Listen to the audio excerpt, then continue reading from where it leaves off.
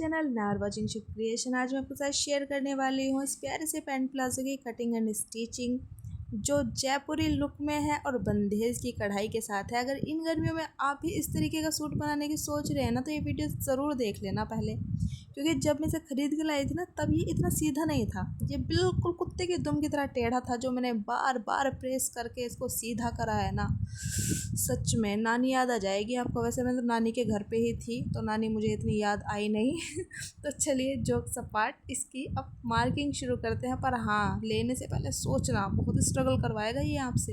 और lining add कर रहे हो ना, तो सोने पे सुहागा होने वाला है बिल्कुल। अब मुझे ना कमेंट में ज़रूर बताना, ये लाइनिंग वाले सूट आपको भी इतना स्ट्रगल करवाते हैं या सिर्फ मेरे ही साथ ऐसा है? कमेंट करके ज़रूर बताना। तो स्टोरी को यहीं रोकते हैं, अब मार्किंग शुरू करते हैं अपने पैंट प्लाजो की। तो यहाँ पे ना मैंने लाइनिंग वाले फैब्रिक को डबल फोल्ड करके रखा हुआ है, क्योंकि पहले हम मार्किंग करेंगे इसके फ्रंट वाले पार्ट की। लेंथ में इसकी ले रही हूँ 36 इंच। आप ले अपनी हाइट के अकॉर्डिंग एंड माइनस कर ले 2 इंच उसमें से, क्योंकि ऊपर लगेगी अभी इसमें बेल्ट। तो मैंने यहाँ पे 36 इंचेस लिया है। कि मार्किंग करने के लिए आपको कमर को 4 से डिवाइड करने के बाद उसमें 2 इंच की लूजिंग ऐड करनी है। जिसकी भी कमर 38 इंचेस है, उनके लिए मैंने जो यहाँ पे एक फ़ोटो शो किया था ना, उसको स्क्रीनशॉट ले लें। एज इट इज़ अपने प्लाजो की कटिंग कर लें, एकदम परफेक्ट आपका प्लाजो बनेगा। तो चलिए अब हम अपने आसन की भी मार्किंग कर लेते हैं। सो गाइस, आसन मेज़र करने के बिना 2 फॉर्मूले होते हैं। एक फार्मूला होता है 4 से डिवाइड करने का, एक होता है 3 से डिवाइड करने का। अक्सर लोग ना इन्हीं में कंफ्यूज रहते हैं कि 4 से डिवाइड करें या 3 से डिवाइड करें। तो मैं थोड़ा सा क्लियर कर दूं, अगर आप 4 से डिवाइड करते हो तो 2 इंच की लूजिंग ऐड करनी है, और अगर 3 से डिवाइड करते हो ना, तो कोई लूजिंग ऐड नहीं करनी। दोनों का रिजल्ट बिल्कुल बराबर ही आएगा, तो टेंशन लेने वाली कोई बात नहीं है।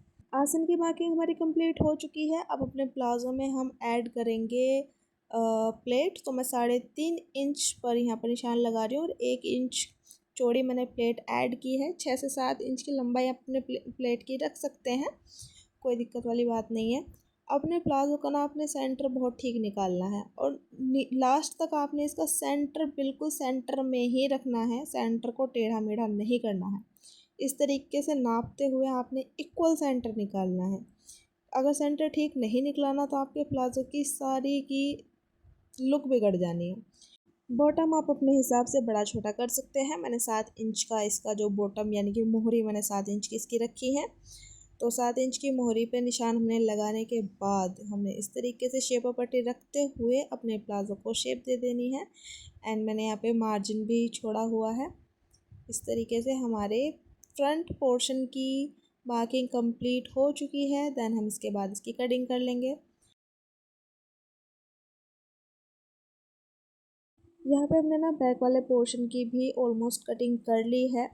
तो इस तरीके से रखते हुए सारे ही पोर्शन को 2-2 इंच हमने बढ़ा लिया है। पर जो ऊपर की साइड हमने 2 इंच बढ़ाया है ना, उसको कुछ इस तरीके से ना तिरछी शेप हम दे देंगे। आसन के ऊपर से हमने 2 इंच रखना है, पर जो कोना है ना, वहाँ पे हमने बिल्कुल सीध में रखने हैं चारों पर प्लाजो के। तो देख लीजिए, 2 इंच हमने ऊपर से ऐसे बढ़ाया हुआ है, एंड 2 इंच हमने साइड में से बढ़ाया हुआ है। बाकी सारी कटिंग हमने सेम एज इट इज़ ही जो हमने फ्रंट वाले पोर्शन की थी, सेम वही की है। अब हमने मेन फैब्रिक को रखते हुए उसकी भी कटिंग हमने कर ली है। अब मेन फैब्रिक को अस्तर के साथ हम स्टिच कर लेंगे। तो चलिए स्टिचिंग शुरू करते हैं।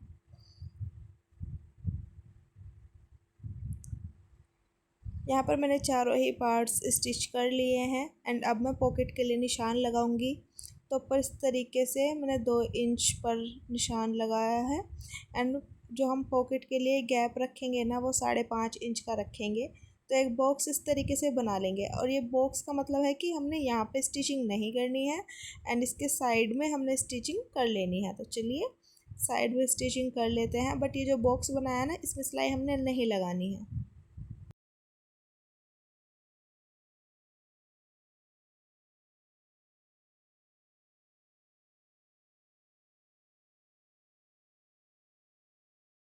तो साइड वाली सिलाई हमारी लग चुकी है। अब हम इसमें अटैच करेंगे पॉकेट। तो ये जो गैप हमने बीच में छोड़ा है ना, इसी में हमने पॉकेट ऐड करनी है। तो पॉकेट ऐड करने के लिए मैंने एक कपड़ा लिया है, जिसकी लेंथ है ना, मैंने 13 इंच रखी है। चौड़ाई मुश्किल से इसकी 5 या 6 इंच की होगी। मैं नाप के दिखाना भूल गई। तो इस तरीके से हमने अपने प्लाज़ो को उल्टा रखना है एंड एक साइड से हमने जो पॉकेट का कपड़ा रेडी किया है ना, इसको इस तरीके से रखना है एंड सिलाई लगा लेनी है। एंड टर्न करते हुए दूसरी साइड से भी हमने इसी तरीके से एक सिलाई इसके ऊपर लगा लेनी है।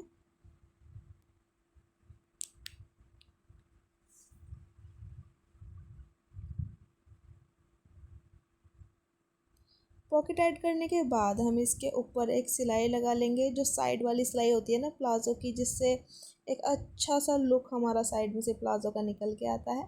तो साइड सिलाई भी हमारी कंप्लीट हो गई, पॉकेट भी हमारी लग चुकी है इसमें। अब यहाँ तक हमारा प्लाज़ो तैयार हो चुका है। अब इसमें जो हमने प्लेट मार्क की थी उनको भी हम स्टिच कर लेंगे।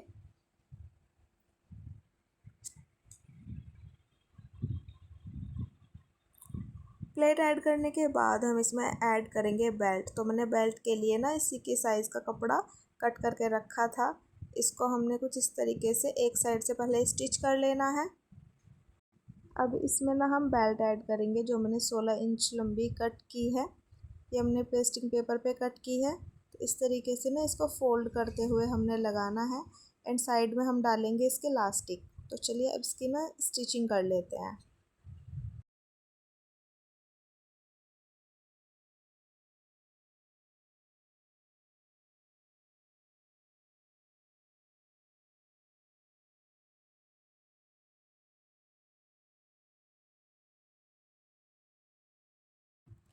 ये देखिए फ्रेंड्स, हमारे ना प्लाज़ो में बेल्ट और लास्टिक दोनों ही अटैच हो चुकी है। अब हमारे प्लाज़ो में ना सिर्फ बॉटम रहा है।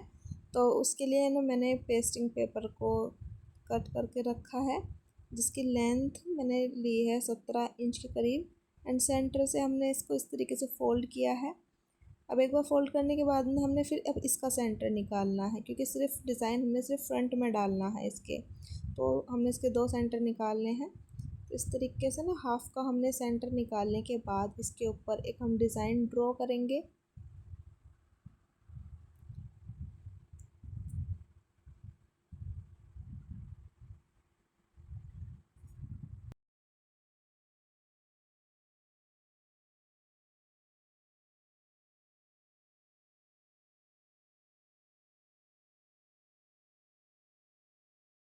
डिज़ाइन हमारा ड्रॉ हो चुका है। अब इस पेस्टिंग पेपर को हमने कपड़े पे चिपका लेना है। देन उसके बाद जो हमारा मेन प्लाज़ो है उसके ऊपर रखते हुए सिलाई लगा लेनी है।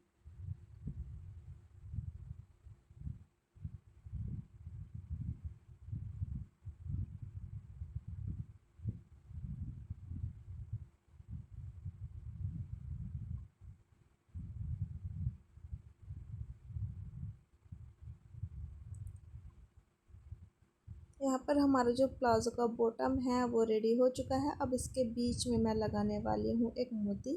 जिस तरीके से हमने सूट में मोती ऐड किए थे ना, तो उसका टच हमने प्लाज़ो में भी रखना है, इसलिए मैंने प्लाज़ो में भी एक मोती ऐड किया है।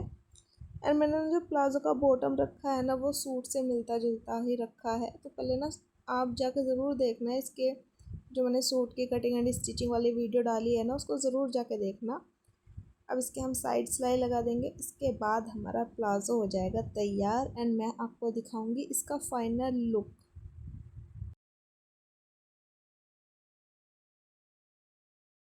And here is the final look guys. Comment करके मुझे ज़रूर बताना इस प्लाज़ो की कटिंग एंड स्टिचिंग आपको कैसी लगी, इस प्लाज़ो का लुक आपको कैसा लगा। अगर आपको मेरी वीडियो ज़रा भी पसंद आई हो तो लाइक शेयर एंड सब्सक्राइब ज़रूर करना। एंड कमेंट में अपना सजेशन ज़रूर देना, नेक्स्ट वीडियो किस टॉपिक पर होनी चाहिए, किस तरह की होनी चाहिए। And like share and subscribe. Thanks for watching.